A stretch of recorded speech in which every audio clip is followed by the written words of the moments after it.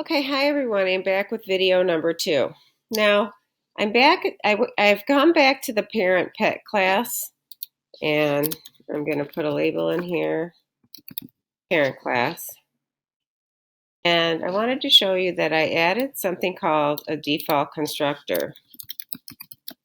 So a default constructor takes no parameters, generally speaking, but I still am populating the name instance data. And this time I'm just going to say that it's unknown. So I'll go ahead and compile this. And now we're going to make a class called cat. So we're going to once again say public class cat extends pet. But this time I am not going to do a constructor. So when no constructor is present in the child,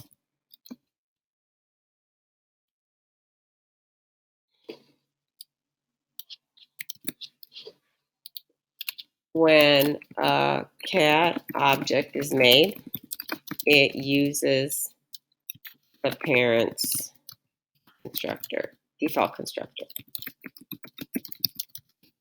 If I make a cat, it's going to say that its name is unknown. So in cat, all I'm going to do is code the speak method. So I'm going to say that my speak method for a cat returns meow. And then my move method is going to, not sure how we describe a cat moving, but I'm going to say that it creeps. So I'm going to say return creep. Okay, so I'm going to go ahead and make that look pretty. I'm going to save it. I'm going to compile it. And now I'm going to go to my tester program. So I have a tester program set up already called animals. So I'm going to create my first few pet objects. I'm going to create a pet P, a dog D, and a snake S. I've created an array of pet objects. So in here I can store any pet objects, including anything in its class hierarchy. So I can store in the pet array pets, dogs, cats, and snakes. So here I'm showing you that I'm populating the array with the 3 objects I've created.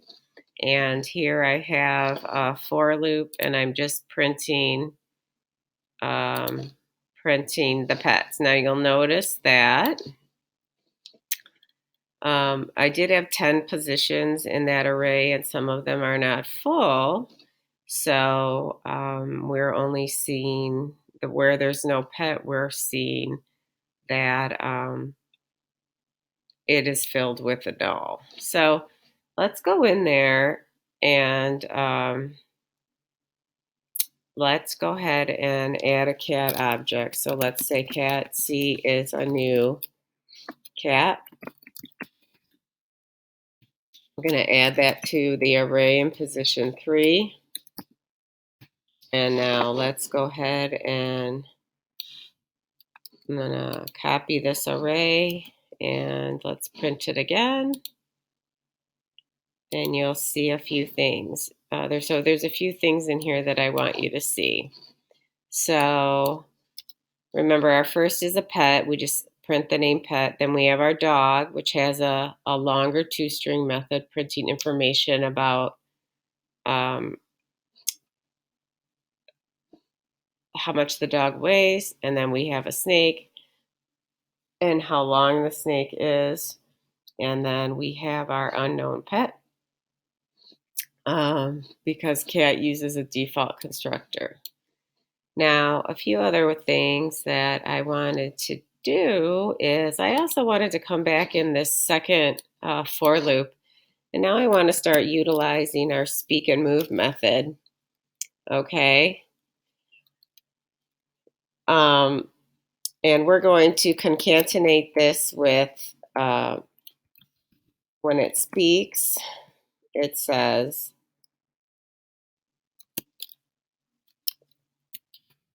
we're going to say pets of I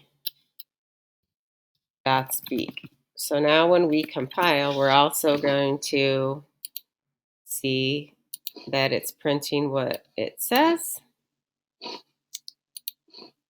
Okay, so, okay, yes, we are getting a null pointer exception because we are trying to get it to, how about we do this? I'm going to change this to just say 4. This way we'll get rid of this compiling error. All right, so this time when I run it, I'm going to also be able to, so here's what I remember for a pet by default. It returned nothing. So pet Bailey is a dog weighing 80 pounds. When it speaks, it says woof. Sammy is a snake. It's 10 inches long. When it speaks, it says hiss. Now notice for cat, we did override the speak method. So although the pet name for the cat is unknown, when I speak, I say meow. So I could continue along this path and I could do this. I could say pets of I.move as well. And then before that, what I'm going to do is I'm going to concatenate this with space move colon. So now when we print this, it'll show us also how these these pets move. So now we can see the information about run, slither, and creep. Now there's one more thing I wanted to show you, and this is an example of something called polymorphism. So what we can do here is this. We can create other pet objects by using a pet reference. So I'm going to say pet D1 equals a new dog. And I'm going to call this one Bailey. That's my dog. And did I call him Bailey before? Oh, I did. So let's call this one Sammy. And he'll be 45 pounds. That's the name of my first dog. Then I'm going to make another pet object. I'm going to call this one S1 equals a new snake. And this will be Gardner.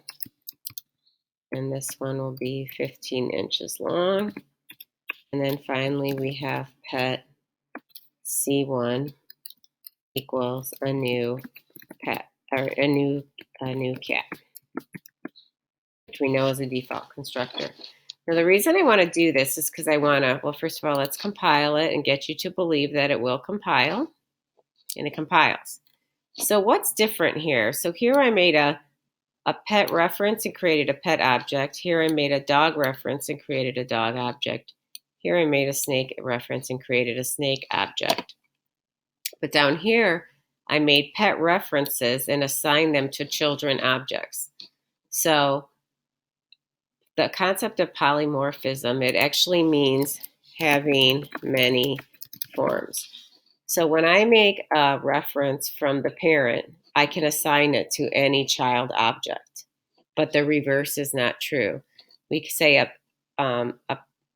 dog is a pet, snake is a pet, cat is a pet, but it doesn't work the other way.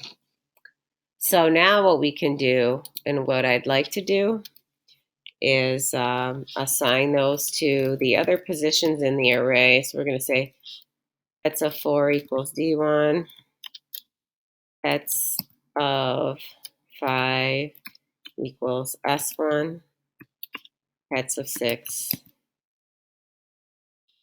equals, C1.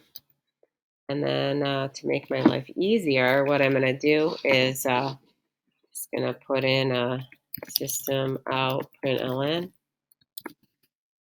or I'm going to print this out again so you can see. I'm going to try to do it as quick as possible because I'm running out of time. Make this a 7, compile, and run. And there you go.